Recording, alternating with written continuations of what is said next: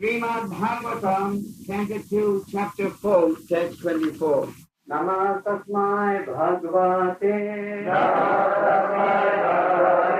Vasudevaya Vedase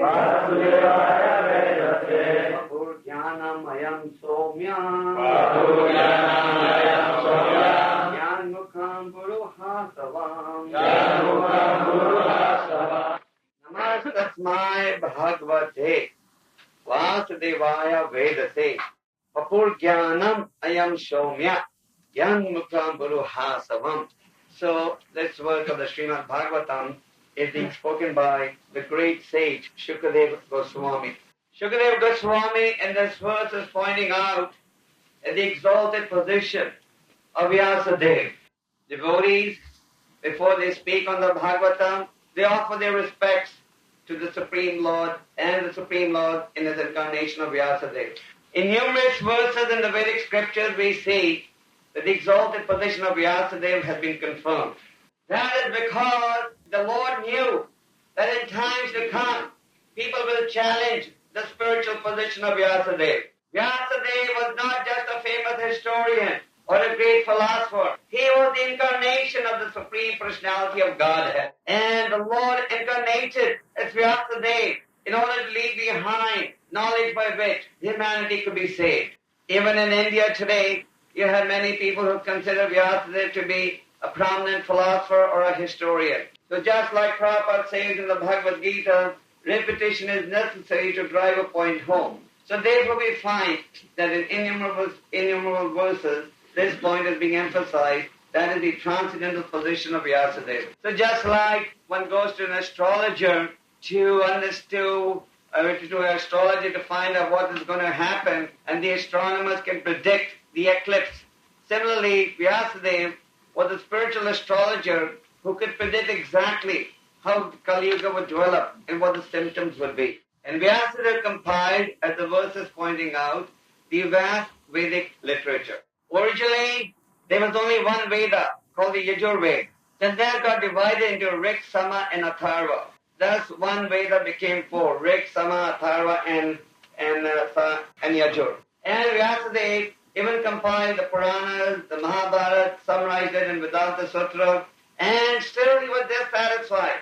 And ultimately he presented the Srimad Bhagavatam. And the purpose of the Bhagavatam was to present the spotless knowledge by which one can develop pure love of God. Nigamakavagaro galitam phalam. The Bhagavatam says that this is the ripened fruit of all Vedic knowledge. So the word Veda means knowledge.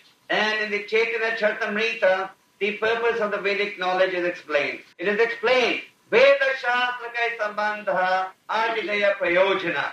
That is, the purpose of the vast Vedic knowledge is to enable the living entity to understand abhidheya prayojana, his relationship with the Lord and how he should act in that relationship.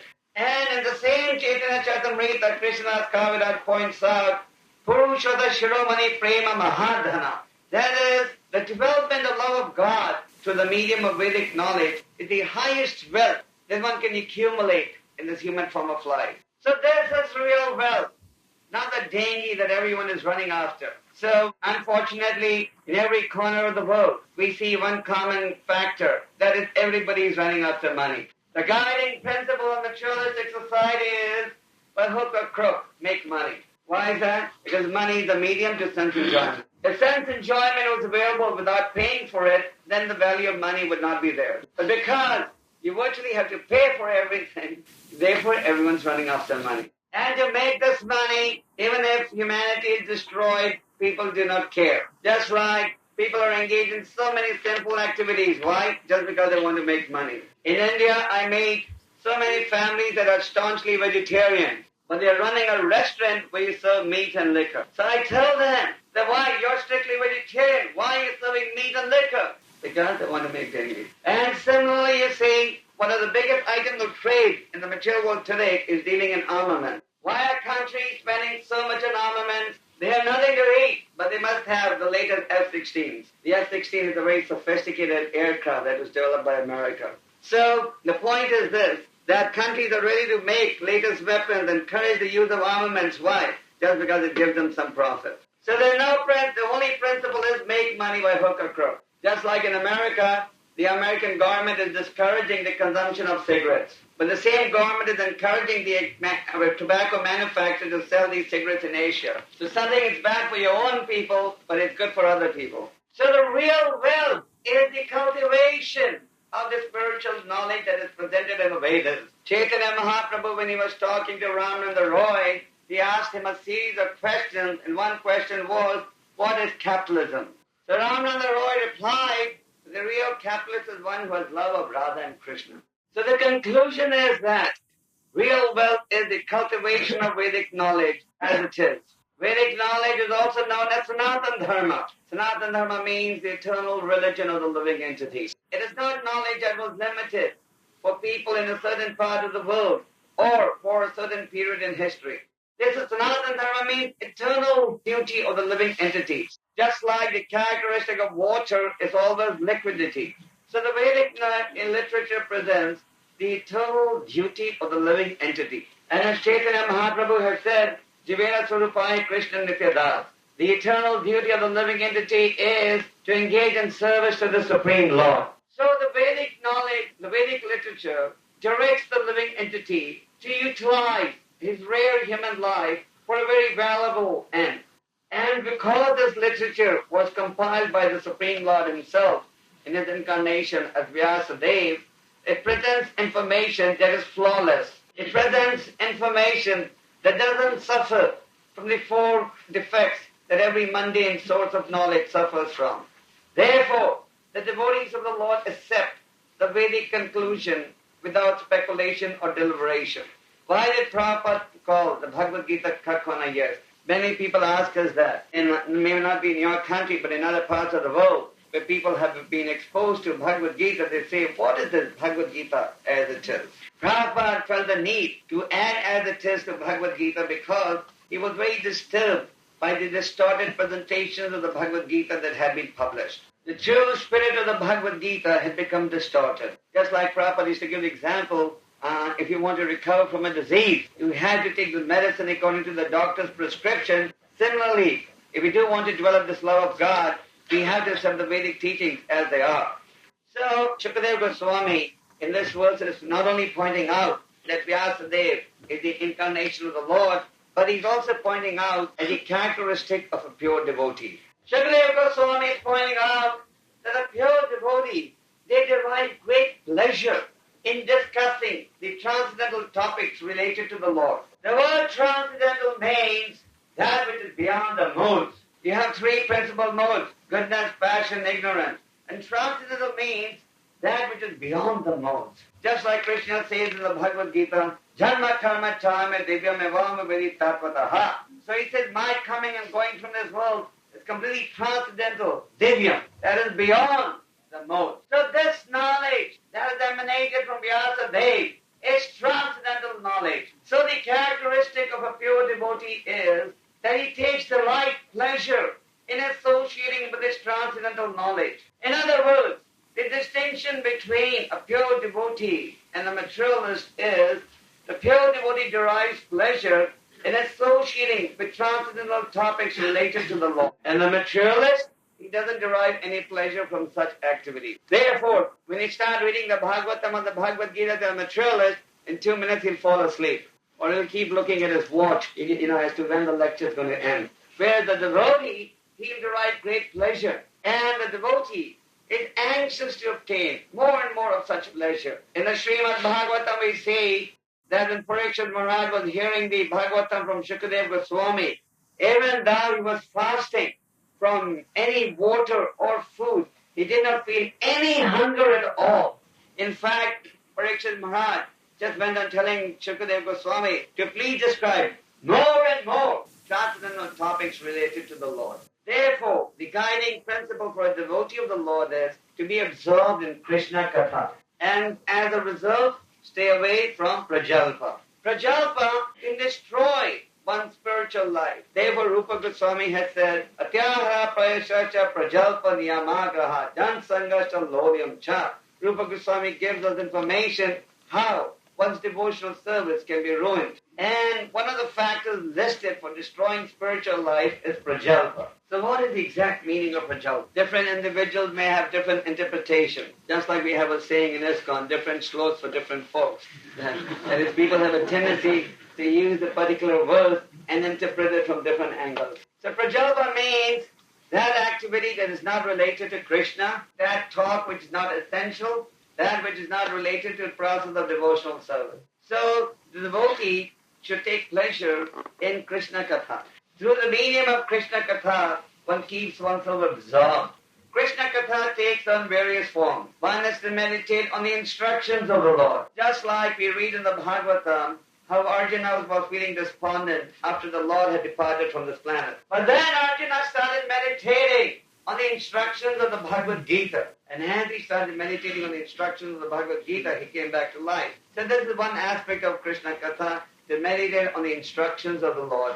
Another aspect of Krishna Katha is to absorb oneself in the transcendental pastimes of the Lord. Often there's a debate amongst even devotees as to why does the Lord appear. So some say to annihilate the demons. But the answer is the Lord really doesn't have to appear to annihilate the demons. His energy is so powerful, he can easily annihilate the demons. If the Lord can create the universe just by desiring it, he can easily arrange for their annihilation also. But the Lord appears to create Krishna Katha. Performs transcendental pastimes with the devotee that becomes the subject matter of enjoyment. And the devotees derive pleasure in hearing about the pastimes of other devotees. Just like if you study the Srimad Bhagavatam carefully, you will see that it is presenting not only the pastimes of the Lord, but it is also presenting the pastimes of the devotees of the Lord. Because the Lord cannot be separated from his devotee. The devotee is very dear to the Lord. And you also see in the Srimad Bhagavatam that one devotee is inquiring about another devotee. The sages in Namasharanya presented so many questions about Parikshit Maharaj to Sutta Goswami. 64,000 sages were assembled in the forest of Namasharanya. The forest of Namasharanya is a nice journey from Delhi to northern India. And the 64,000 sages were assembled with a view to formulate a policy by which civilization in Kali Yuga could be saved. And we see that they asked so many questions about Parikshit Maharaj and the other great devotees of the Lord. So one should not underestimate the position of a devotee of the Lord. We see this very nicely revealed by the Lord himself when he spoke to Durvasa Muni. Durvasa Muni was envious of the exalted position of Amrish Maharaj. So he was hoping that he thought he had the opportunity by which he could destroy Amrish Maharaj. So he produced a demon from his Sika. I'm sure none of you are so powerful. If you try creating a demon from your Sika, you won't succeed. Durvasa Muni was a very powerful mystic yogi. So he could produce a demon from his Sika. However, Amrish Maharaj was unmoved even when the demon appeared. Because being an unalloyed devotee of the Lord, he was fully absorbed in his meditation on the Lord. Therefore, Amrish Maharaj has said, Save mana Krishna padara bindayo. My dear Lord, I place my mind at your lotus feet. So when the Lord saw that his beloved devotee was in danger, what did he do? He released his Sudarshan Chakra. So the word Sudarshan in Sanskrit means auspicious. So the Sudarshan Chakra chased Durvasa Muni. Wherever Durvasa ran, the Sudarshan Chakra was right behind him, and the heat of the Sudarshan Chakra was burning Durvasa's body. And finally Durvasa came to the Lord and begged forgiveness for the offense he had committed. And what did the Lord say? I'm unable to forgive you. You have to go to my devotee. And he explained that my devotees are so exalted. They make all sacrifices for my pleasure. Therefore, they reside in my heart, and I reside in their heart. So the Lord is residing in the heart of every living entity, including the cats and dogs. But a devotee can feel the presence of the Lord, where the non-devotee cannot. So another aspect of Krishna Katha, as we were describing, is to meditate on the pastimes of the Lord that he has performed along with his devotee. Meditate on the exalted devotees of the Lord and glorify the Lord in choicest language. The Lord is also known as Uttama Shloka, the one who is glorified in choicest language. So we do not have to compile new terminology to glorify the Lord. All the angles you need are already presented by the great sages in the Srimad Bhagavatam. Now another aspect of Krishna Katha is to meditate on the desires of the Lord. We saw this mood displayed by Prahlad Maharaj. How Prahlad Maharaj was constantly meditating how the conditioned souls can be taken back to Godhead. In fact, Prahlad said that, my dear Lord, I have no lamentation for myself. He had everything. Prahlad was the son of a very rich king, you know that. His father had Manoga Devi. So Prahlad was well versed in the Vedic conclusion. So he was not interested in retiring to the forest or the mountains. But Prahlad said, Sotetato vimukha sachetas indiyata mayan sukaya bhamudvato vimura. My dear Lord, when I look at the materialist who are trying to convert a position of distress to a position of comfort, my heart laments. So falling in the footsteps of the Prahlad, we the devotees of this Krishna conscious movement should meditate, seeing the attempt of the materialist to try and become happy by some material endeavors. Just like in your country at one time, there are the Tsars ruling this country. Then they had the big revolution in 1917 and communism was established. But then after living with communism, they finally discovered, no, communism also is not the solution. We must have capitalism. So now they're trying to embrace capitalism. But is that satisfying people? No. And it will not satisfy. It's a false illusion to think the material endeavors can ultimately satisfy the individual. Just like if somebody told you he found water in the desert, a child may believe it, but a sane man will not believe it. So those who are blind, devoid of Vedic knowledge, they may believe by some material manipulation they can find happiness. But those who have spiritual knowledge know fully well, there's no question of any material satisfaction through any material endeavors. Prahlad Maharaj said, Puna charvita chavanana, simply chewing the chewed. That is the business of a materialist. Like in India, you see that people take sugar cane after they squeeze the juice out. They throw the sugar cane on the road. I'm sure you have sugar canes in your country also. Yeah. Anyway, so after they throw the sugar cane on the road, some poor man comes by and picks up the sugar cane, trying to squeeze some juice out of it. But the juice is already squeezed out.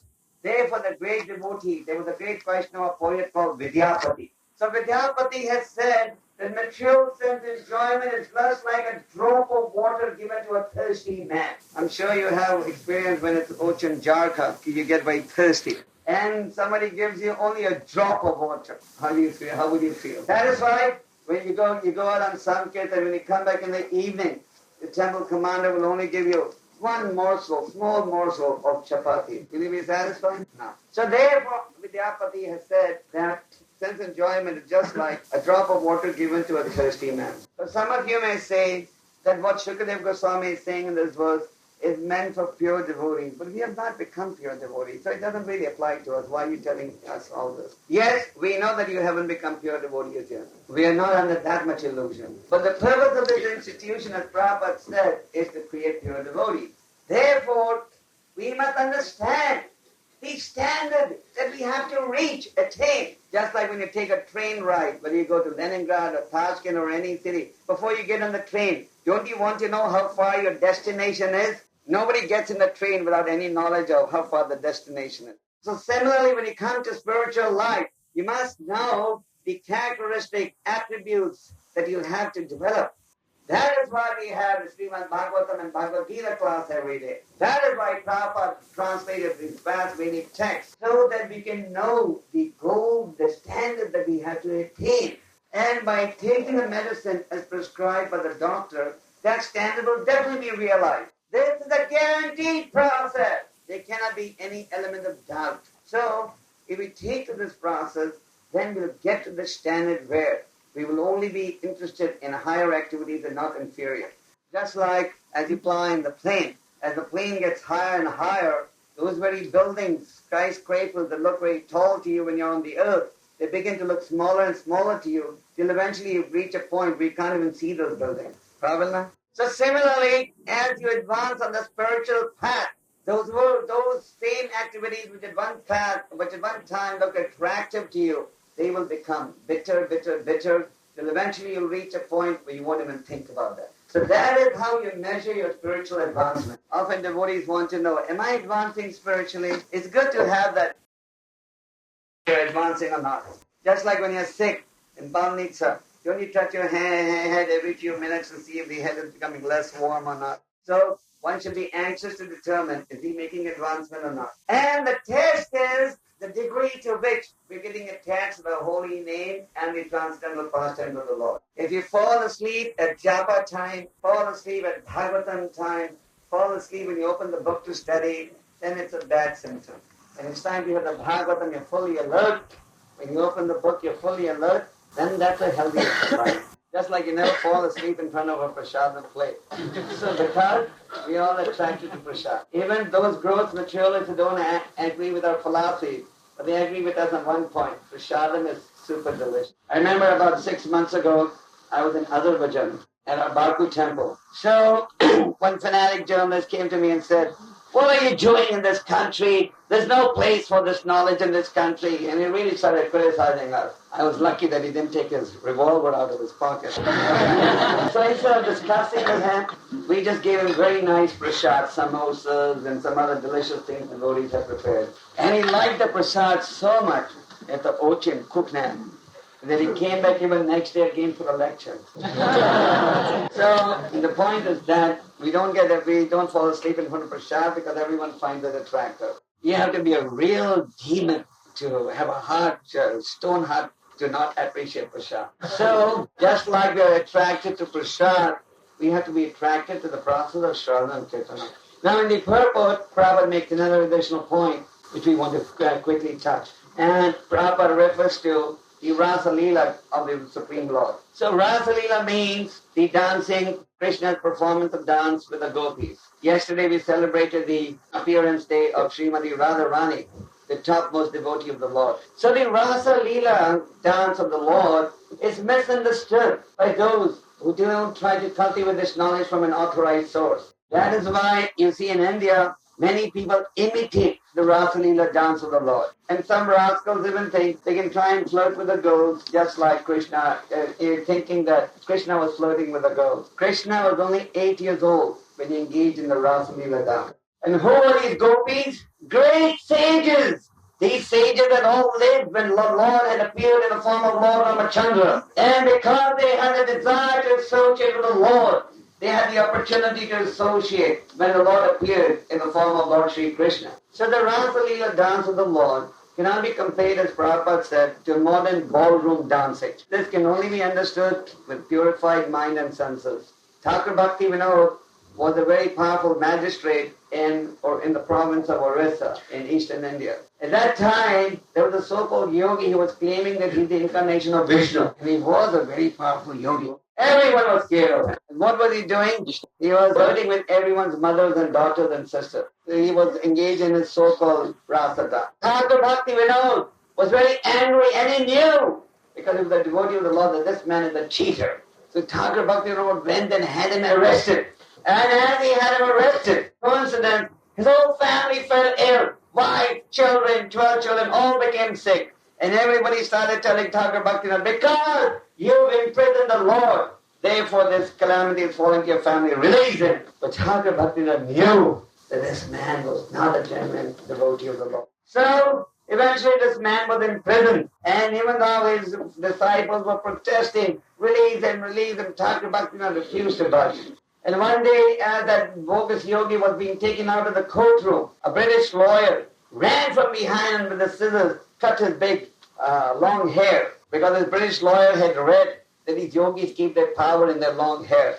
And the yogi dropped dead. And all of Thakur Bhaktivinoda's family members recovered. And the whole town could say, yes, Thakur Bhaktivinoda was right. So the point is that a devotee of the Lord who has spiritual knowledge, he knows how to recognize the genuine devotee, and he knows the true significance of the Rasa dance. So those who imitate Krishna's execution of Rasa dance with his devotees to be some mundane thing, they will, as Prabhupada said, will be killed. So the devotees, they dance to Krishna's instructions. And the materialists are bewildered by the illusory energy of the Lord. So the conclusion is this, that Vyasadeva was not an ordinary personality, but Vyasadeva was the incarnation of the Lord, who compiled the vast Vedic literature. And the conclusion of the Vedic literature is explained in the 15th chapter of the Bhagavad Gita. Krishna said in the Bhagavad Gita, by all the Vedas, I am to be known. Why? Because I'm the compiler of the Vedic literature. So the Vedic literature was compiled by Kṛṣṇa in the form of Vyasadeva. And Vyasadeva appeared as the son of Parsha Muni and Satyavati. And he left behind for us the vast Vedic knowledge which is completely transcendental. And if we want to understand this transcendental knowledge, as Jiva Goswami and Vishwanath Chakravarti Thakur have explained, we have to accept this knowledge through an authorized source. And as we serve the Lord, all good qualities develop. This fact is confirmed in the Bhagavad Gita also, where Krishna says, Ananya Chintayanta Mam. Those who worship me with devotion, I make up what they lack and I preserve what they have. So the vast Vedic knowledge, the real Vedic conclusion, cannot be understood through the process of speculation, but through the bona fide parampara representative of the Supreme Lord. And as we understand this transcendental knowledge, we will understand the significance of the rasa dance. There is a definite plan why the Lord presents, why Shukadeva Goswami presented rasa dance in the 10th canto of the Bhagavatam and not in the 1st canto. So that by the time the reader gets to the 10th canto, he has no doubt about the supreme position of Krishna. Hence, he will not misunderstand. Those who want to imitate the rasa dance should first be asked to imitate Krishna's feat of having lifted Govardhan hill. Lord Shiva drank the vast ocean of poison and kept it in his neck. But if somebody else imitates him by even keeping a drop, he'll be killed. So this rasa dance should not be imitated. And if we accept this knowledge in pure association, then we'll understand the significance of rasa dance. So Vyasadeva compiled the vast Vedic knowledge because he was concerned about humanity. Because the devotee is para dukha dukhi. When he sees somebody else in distress, he becomes distressed. So we as aspiring Vaishnavas have to cultivate the same mood that Vyasadeva had. That is the mood to save humanity from destruction. That is the mood of the Vaishnava. He is always concerned. How can he give Krishna consciousness to others? Because he knows except for Krishna consciousness, there is no alternative. That is why we see that Chaitanya Mahaprabhu instructed all his followers to just go and preach. Jai Dakatai Kaho Krishna Padesh. Chaitanya Mahaprabhu would not let anybody stay behind with him. Even Lord Nityananda was ordered, go and preach. They were only allowed to come back for the occasion of Rath Yatra. So, Lord Chaitanya emphasized the mood that we Vaishnavas should cultivate. And the great acharyas, Thakur Bhaktivinoda, Bhaktisiddhanta Ji and Srila Prabhupada have further elaborated on that mood and given us very specific instructions how we should conduct ourselves. That is through the process of Sankirtan. That is why this is also known as the Sankirtan movement. And we perform our Sankirtan activity how? By distributing these books and by taking part in Harinam. So, book distribution, which Prabhupada emphasized in almost every, in so many letters, darshans, purports. Why? Because this is the key to saving humanity in this dark age of Kali Yuga. Vyasadeva's gift to humanity has to be distributed, and that can only be distributed by the devotees of this Krishna conscious movement. So we should meditate like Prahlad Maharaj meditated on saving conditioned souls. And as Chaitanya Mahaprabhu says, Ananda Buddhi Vardhanam. As we surrender to the Sankirtan process, there will be more and more spiritual happiness. To be a flood of love of God. Flood of love of God within yourself and in the society in which you live. And when there is a flood of love of God,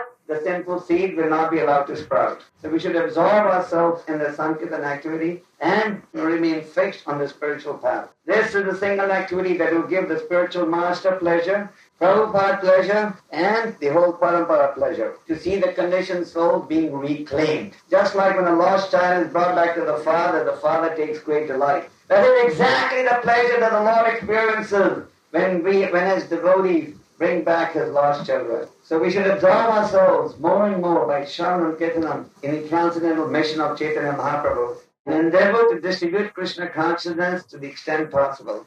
And that will make you happy and make everybody else happy. Hare Krishna. Hare Krishna. Hare Krishna. Hare Krishna.